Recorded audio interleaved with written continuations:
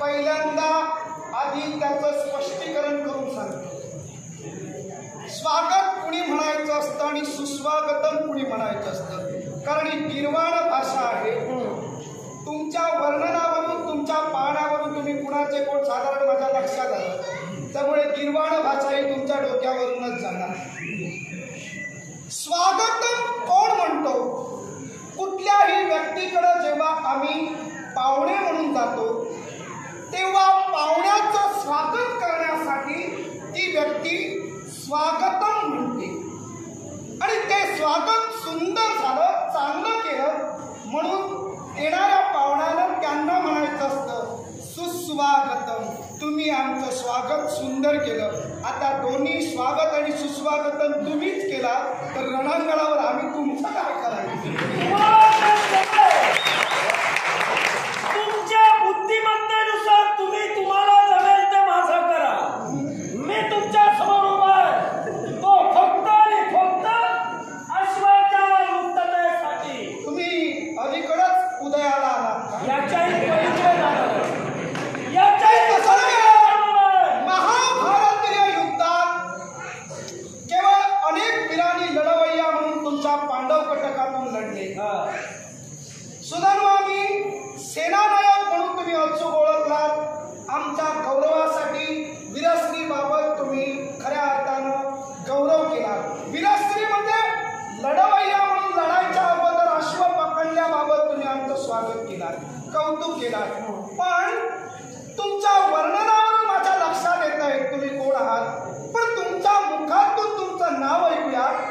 आधी आचार, नंतर उच्चार आणि नंतर प्रचाराला जाऊया. बोला, नाव काय आपलं? खटात्मक पुत्र, ज्याची मेघाप्रमाणे गर्जना, तोच मेघवर्ण. माझ्याकडे आवाज वाढविला नाही तरी चालेल, कारण जन्माला येता क्षणी वर्णावरून मेघवर्ण नाव मिळालं होईना. मग आवाजात ज्याच्या मेघाची गर्जना अशावरून तुमची आणखी दोन नावं आली, ती नाही सांगितलं. बाबाराय, माझी ओळखच मेघवर्ण म्हणून आहे. माझी उपनाव आहे हे जगाला ज्ञात नाहीये, आणि त्यातल्या त्यात तुम्हाला जर ज्ञात असेल तर तुम्ही नक्कीच आम्हाला त्या नावानं हात द्या, आम्ही तुम्हाला मी तुझ्या समोर उभा असलेला वैरी पक्षातील अक्कलकोटा वैरी नव्हे. मी कुठं म्हणा चंपावती नगरीनं पांडवांचा संपूर्ण अभ्यास करूनच अश्व अडविलेला आहे. तेव्हा मेघवर्ण तुम्हाला या विश्वात मेघनिनाद, मेघनाद अशा शब्दानं सुद्धा ओळखलं जातं. तेव्हा तुमच्या त्या नादाबद्दल तुमचं कौतुक, कारण तुमचा आवाज फार मोठा आहे.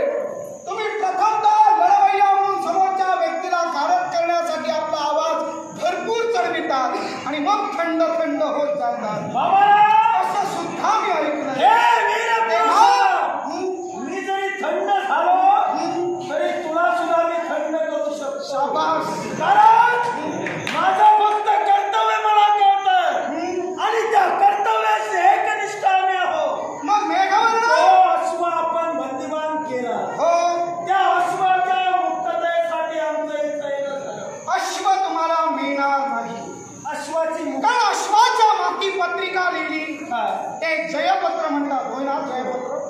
आता तुम्ही वाचले म्हणून तुम्ही नाही म्हणतात काय विचारतो ते सांगायला का होत आहे. जयपत्रच म्हणतात. अश्वमेधाचा वारू जो पाठविला जातो त्याच्या माती पत्रिका रेखाटत. यापूर्वी कधी ऐकलं नसेल तर सांगतो.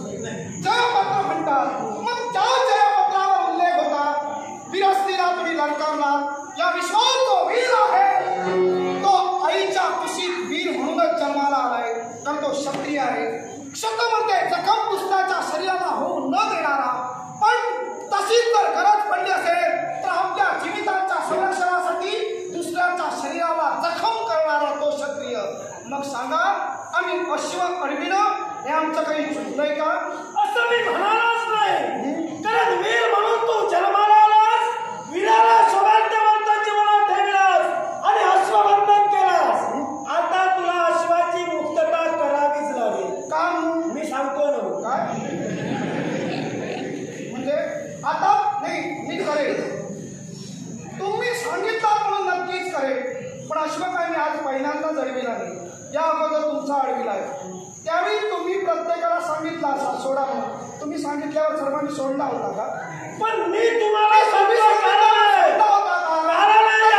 तुम्ही सोडेल ना. म्हणजे तुमचा शब्द जर वज्रले वाटत असेल तर नक्कीच तुमच्या शब्दाला अनुसरून सोडेल. कुणी कुणी सोडिला? मग तुम्ही कुणी कुणी सोडिला?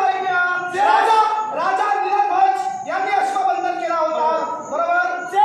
प्रवीराचा तुम्ही घात केला, प्रवीराला मारिलं. प्रत्यक्ष प्रवीराची आईमध्ये नीलध्वजाची पत्नी ज्वाला देवी, या ज्वाला देवीने सुद्धा वैमनस्य पुकारलं. त्यांनी कधी अश्वमुक्त केला? सांगून कळलं नाही. सांगण्याचा प्रयत्न मी केला, पण ते ऐकले नाही. त्या तोडग्याशी पडले म्हणून मोकळे झाले. तेव्हा तुम्ही तसं करू नका. याला कारण आहे. तुम्ही किती जणांना मारिलं? मी मारलेले सांगत आहे. हा यात्रिक अश्व पांडवांचा आहे. हो, मी कुठं म्हणतो? सारे वीर आहे. प्रत्येकानं आपलं आपलं कर्तव्य बजाव. मी पुढे काय येतो? याला कारण आहे. चोर म्हणून चोरला ते माहीत आहे, पण मारला कुणाला ते माहीत नाही. मी चोर? तो कसा? अश्व चोरीला. कुणाचा म्हणजे अश्व कुणाचा आणला? अश्व मी चोराला. पांडव आणि पृथ्वी दिग्विजयासाठी अश्व कुणाचा सोडिला? अश्व पराक्रमाच्या जोरावर मी भद्रावतीतून आणला आणि तो अश्व केवळ मायाविद्येत मी पारंगत होतो. मायाविद्येचा वापर केला आणि अश्व घेऊन आलोय. जी विद्या निर्माण झाली त्या विद्येचा वापर करणे हे विराट कर्तव्य होय ना? आणि त्या कर्तव्यास एकनिष्ठ राहू. मग हे अश्व घेऊन वीरश्रेष्ठ वेगवाला केवळ विद्या निर्माण झाल्या, त्या विद्येचा वापर प्रत्येक वीरानं करायला हवा ना. मग पांडवांच्या घटकातून तू महाभारतीय युद्धात मग पांडवांनी नियम का लावले होते? कोणत्या गोष्टीचे? वाचा युद्ध प्रवृत्तानां वाचैव प्रतियोधनम्. ज्याला वाणीद्वारे युद्ध करायचंय त्यानं वाणीद्वारे युद्ध करावं. तुम्हाला करायचं असेल तर करायच्यापेक्षा मनोरंजनासाठी 4 गाणी म्हणतात ते चालेल. आम्ही ऐकून तुम्हाला म्हणतो. तेव्हा पहिला नियम. दुसरा नियम, रथीच रथिना योद्धो गजेन गज दुर्गतः अश्वेन अश्व पदानिश्च पादा ते नैव भारतः. रथारूढानं, हत्यारूढानं हत्यारूढाशी, एवढं नव्हे तर पदसैन्यानं पदभाराशी. मग सांगा हो, तुम्ही म्हणतात ज्या विद्या आहेत त्या विद्या ज्यानं हव्या तशा वापराव्यात. मग तुम्ही नियम का ठेवला होता? नियम त्या 11 दिवसाच्या महाभारतीय युद्धात ज्याला नियम ठेवले त्याने नियम पाळले. आता नियम इथून पुढे माझा चालू झाला. नाही म्हणजे तेव्हा याच्यानंतर जे काही मला वाटेल, बुद्धीला पटेल, वीरश्रेष्ठ वेगवान बोलताना जपून बोला. पूर्णपणे नियम महाभारती युद्धाचे बदलला की अश्वमेधाला तेच लागू आहे? अश्वमेधाला आम्ही ज्या प्रमाणात हे गोपालकृष्णाने सांगितले ते नियम बदलला की चालू आहे तेवढं सांगा. ते नियम सांगितले त्या नियमातच आम्ही वावरतोय. होय ना? पण ते नियम तुम्ही बदलला नाही. मग नियमाला अनुसरून आम्ही का बदलावं? मग तुम्हीच म्हणाला की विद्येचा वापर योग्य रीतीने आम्ही करून आणला. मग यमनाश्वांकडून तुम्ही अश्व उचलून आणला. त्याबद्दल मी तुम्हाला चोर म्हटलं. चोर म्हटलं तुम्हाला वाईट वाटलं असेल तर राग मानू नका. चोरासारखं वाटला म्हणून चोर म्हटलं. तेव्हा मनावर घेऊ नका. मनावर घेतला तर खऱ्या चिडीनं खऱ्या रागानं आमच्याशी पेटून लढा म्हणजे झालं. हो, पेटविलो तर पेटणार. तुला स्वतःहून पेटणार आहे नव्हे. हे वीरपुरुषा, काय? अश्व तू का मुक्त करू शकत एकच. काय? अश्वमेध यज्ञ तुम्हीच करणारे कोणी पहिले नव्हे. अनेकांनी केला. एवढं नव्हे तर आमचे पितृदेवता राजे हंसध्वज यांनी सुद्धा 5 अश्वमेध यज्ञ केले.